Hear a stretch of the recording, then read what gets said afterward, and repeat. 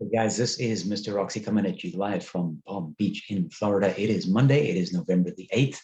And as promised in the previous couple of videos that I posted, I would make one about energy transfer, and today is the day. So it's not Monday, it is Energy Transfer Day. By the way, I am aware of the fact that many of you have posted comments that I haven't had a chance to respond to yet, but as is my custom, I will. I just haven't been able to get a chance to actually sort of review that. And also some of you ask questions that require me to kind of have a look back and revisit the balance sheet of Oxy or something like that. So I need a little bit of time on that, but not much. I'll probably respond within the next day and a half or so. What I really want to do today is catch up on promises made last week. So already on Thursday, when Occidental was reporting and I was still doing videos on uranium stocks, then of course it was Occidental, reporting, and Mr. Oxy is almost compelled to report on Oxy. I said a couple of times, maybe 3 times, that I would be making a video on energy transfer, the bull case basically for energy transfer, because my investment thesis for energy transfer is very, very bullish. And I'm going to kind of show you why as I walk you through their earnings and some interesting factoids from the energy transfer conference call, which was also last week on Wednesday, actually. So energy transfer reported third quarter results on November 3rd. Energy transfer reported net income attributable to partners for the 3 months ended September 30 of $635 million, which is an increase of $1.29 billion compared to the same period the previous year. So if you do the quick math on that one, you can see that this is quite a turnaround, right? An increase of 1.29 billion delivers 635 million. So we come from a net negative in the previous period last year. Adjusted EBITDA for the 3 months ended September 30th was 2.58 billion, compared with 2.87 billion for the 3 months ended September 30, 2020. This is one of those things where I looked at it and said, like, interesting. The EBITDA for the quarter ended September 30th is actually less than the EBITDA for the same quarter the previous year. You'd automatically sort of expect it to be higher.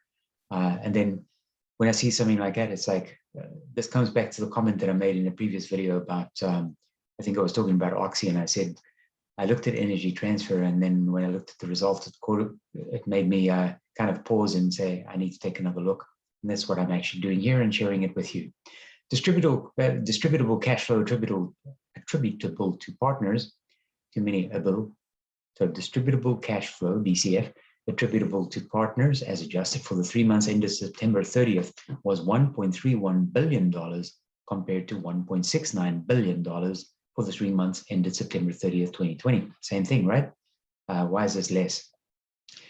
Financial. During the Q3 period, Energy Transfer reduced outstanding debt by approximately $800 million. Year to date in 2021, Energy Transfer has reduced its long-term debt by approximately $6 billion. It's one of the reasons why there was a little bit of cash left, or less cash on the table in order to distribute to the partners. As of September 30th, the credit facility that they have, which is a $6 billion credit facility, had an aggregate, it's not one, it's multiple facilities, had an aggregate $5.37 billion available, and leverage ratio matches what the credit companies require, which is 3.15 or greater. For the 3 months, September 30th, Energy Transfer invested approximately $362 million on growth capital expenditures. So a lot of people are telling you that the energy companies have no investment. Actually, the inverse is true in this particular instance, because Energy Transfer is making investments on growth capital. And then in October, they announced a quarterly distribution of 15 cents per unit, which is 60 cents annualized. It's actually 15.25, so 0.1525. So if you analyze it, annualize it at 61 cents. And for the full year 2021, Energy Transfer expects its adjusted EBITDA to be 12.9 billion to 13.3 billion. Now, they have already said in the conference call that they're guiding towards the lower end of the EBITDA, and that's a smart thing to do. You don't necessarily adjust your guidance, you just say we sort of think it's going to be at the lower end of that range. And then if you come in at the lower end of that range, it's sort of like I told you so. And if you exceed it, then you look like a euro, right? And its growth capital expenditures are approximately 1.6 billion. So here's some interesting little facts from the balance sheet. So the current assets, 9 billion, and the current liabilities, almost 10 billion. So one of the first things that I look at, there are a couple of things I look at on an ongoing basis, right? So I look at the PE ratio, the market cap, and all that kind of stuff. In terms of longs that I am heavily invested in, I have a big position in energy transfer. In fact, my energy transfer long position is now greater than my Occidental long position as of today. Current assets, 9. Current liabilities, almost 10. So one of the first things I look at, as I just said, include the sort of typical financial metrics that you can see on a snapshot. But I also look at the current ratio because I want to see sort of on a current basis what the mix is in terms of how much available assets they have on hand in order to cover liabilities that are current, so sort of due within the next 30 days or so. I don't like to see current assets less than current liabilities. There's a little footnote here. It says number 1. And that little footnote at the bottom, it says, as of September 30th, 2021, current liabilities include almost $700 million of current maturities of long-term debt. 700 million, right? So if I knock the 700 million off that number there, I'm down to 9.1 or thereabouts. And this is 9. So now I'm actually almost at a match of 1-to-1.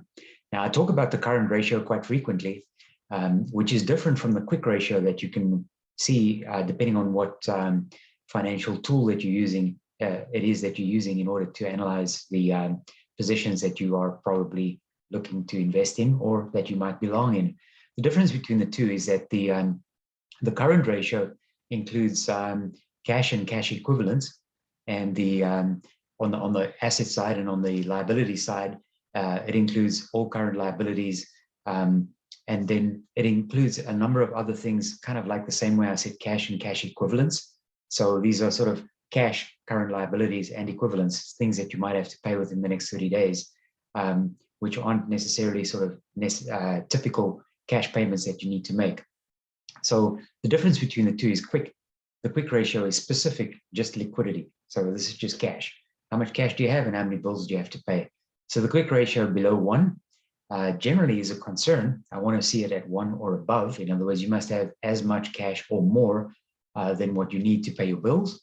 However, when you look at it from a financial strength point of view, Energy Transfer's operating profits are almost 3 times greater than the interest payments, so they have little difficulty repaying debt.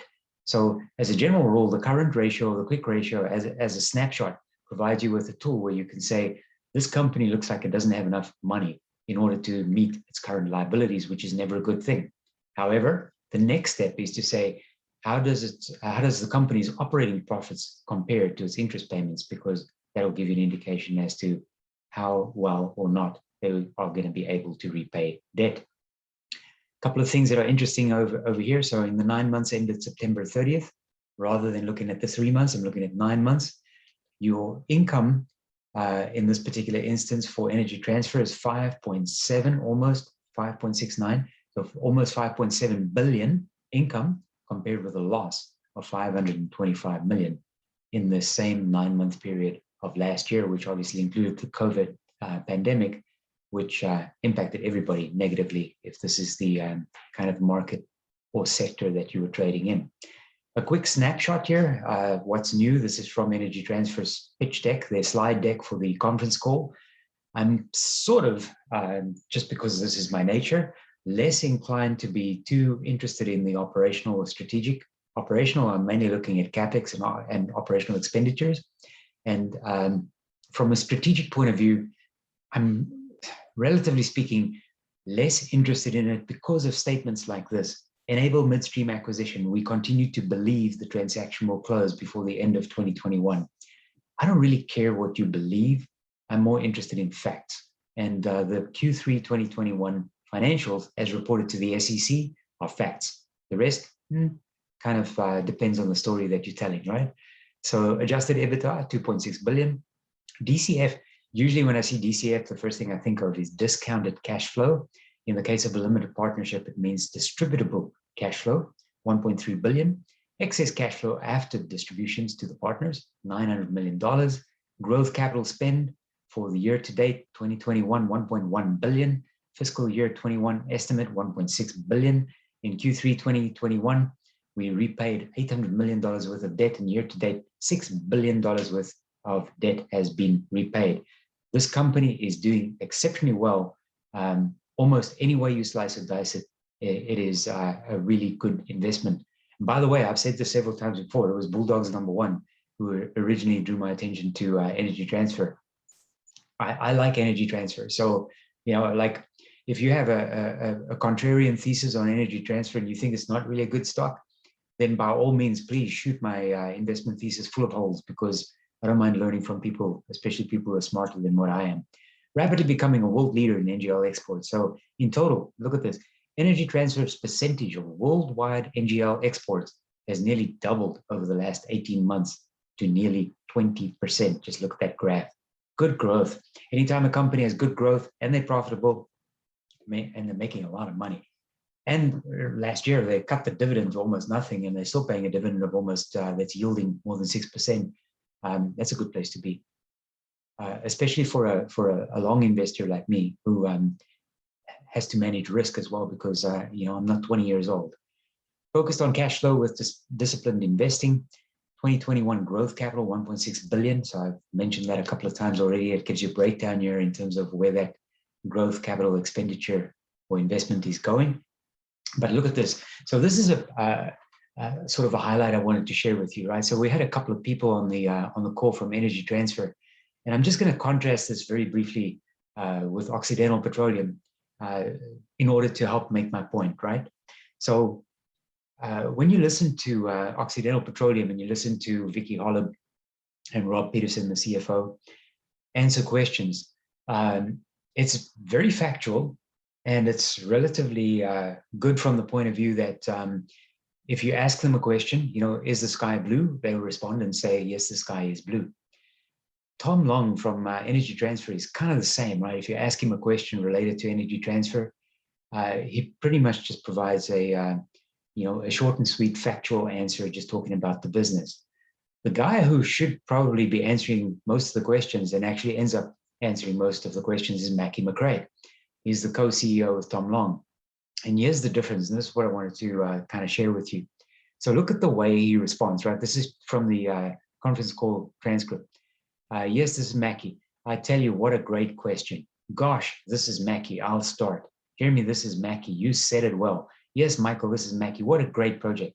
Well, what a great question, right? So what I'm getting at there is this, right? So if you have to deal with the media, and in this particular instance, the media are the analysts. So, it's all my friends, the analysts, right? If you antagonize them, or if you, are rude, or if you, dismiss them, or whatever the case might be, these are the people who basically do an analysis on your stock and tell people like you and I sort of where they think the stock is going and what's happening with a particular equity. So if you antagonize them, or you dismiss them, or you belittle them, or whatever it is that you're doing, and I'm not saying that that some people are necessarily doing that. I'm just drawing a distinction. They can hit you hard, because they can write bad stuff about you. They can downgrade you. They can do all kinds of stuff. But when you like Mackie, and you sort of responding, oh, what a great question. It's like, oh, I'll start. I want to follow up, right? You said it well. What you're doing is the opposite, for example, of what President Trump used to do with the media, right? Whether you like him or not, it doesn't matter, but he was always attacking the media. So what did they do? They always attacked him back, right? So what you want to do is you actually want to have this opportunity once a quarter where you speak to the analysts in an open forum. It's recorded. People can listen to it later. Your shareholders are listening to it. And you just want to be positive, man. And you want to say like, wow, what a great question. It's so good to speak to you. It's so good to hear from you, right?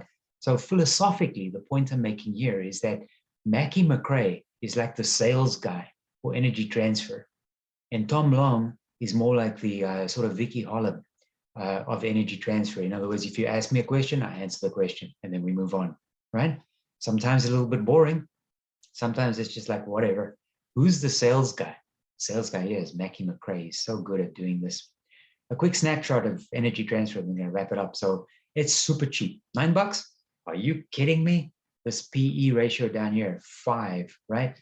Like I've said this a few times before, I look for a PE ratio as one of my starting points, right? So a few minutes ago, I said, I look at the current ratio, the quick ratio, etc., in terms of seeing what their financial standing is. Also look at the PE ratio. I want to see a PE ratio if I'm going to open a position in a new equity, for instance. I want less than 15. Why? Because 15 is kind of the average of the S&P 500. So if I can get in below that, it's good. But sometimes it's got a lower PE ratio for all the wrong reasons. In the case of Energy Transfer, the company's solid, it's sound, and making a lot of money, and the PE is only 5. It is super cheap. If you buy Energy Transfer at $9, there's its range down here at the bottom left. It was at $11.55 just a couple of months ago.